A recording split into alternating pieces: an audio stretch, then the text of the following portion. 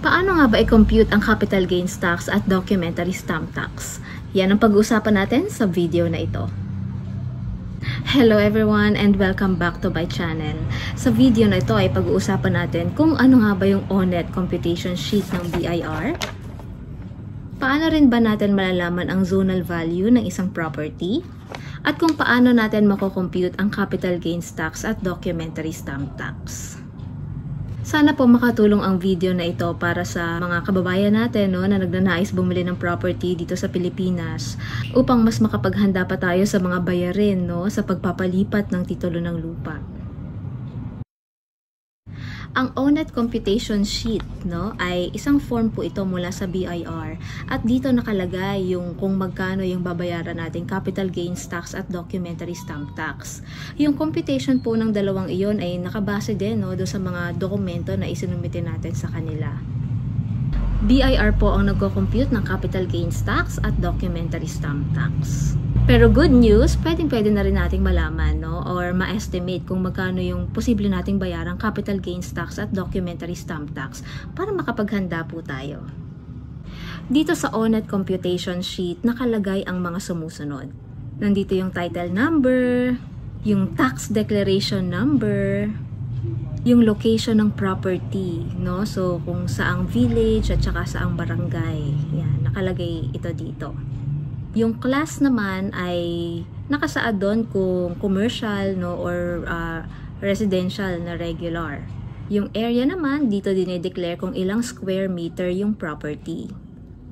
At yung zonal value per square meter, kung magkano. Ito yung zonal value per square meter ng property ay makikita natin mismo sa BIR website.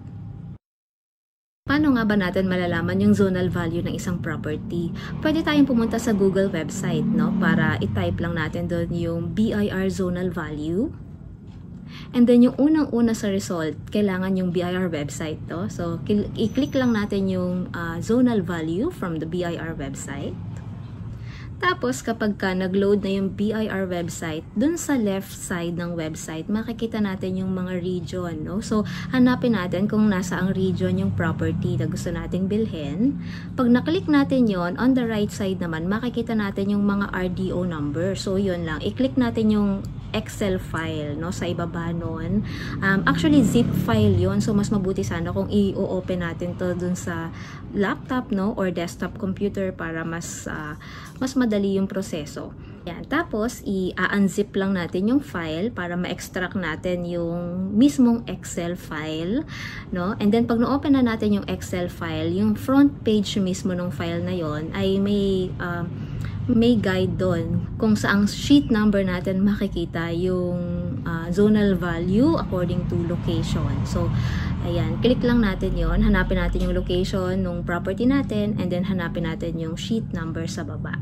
And then once na nakita nyo na po yung sheet number, pag in-scroll down nyo po yun, marami po kayong mga numbers na makikita dun sa location. Like for example, dito sa Governor's Drive, Dasmariñas, Cavite, meron po kayong makikita dito na iba-ibang number. So, alin dito yung pipiliin natin?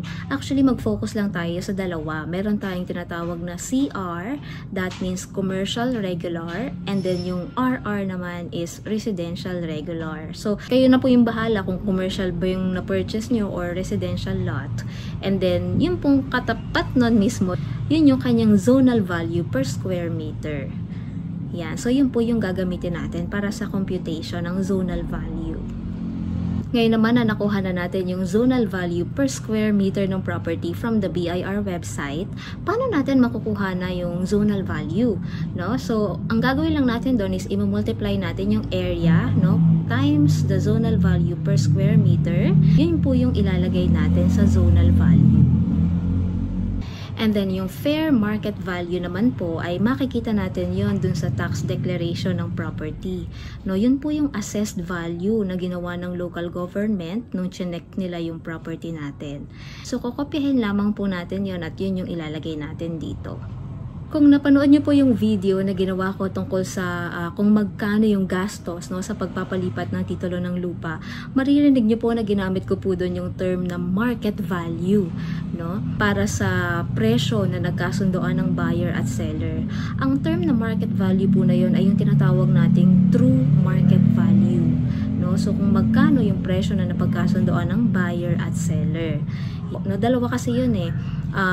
Fair market value and yung true market value.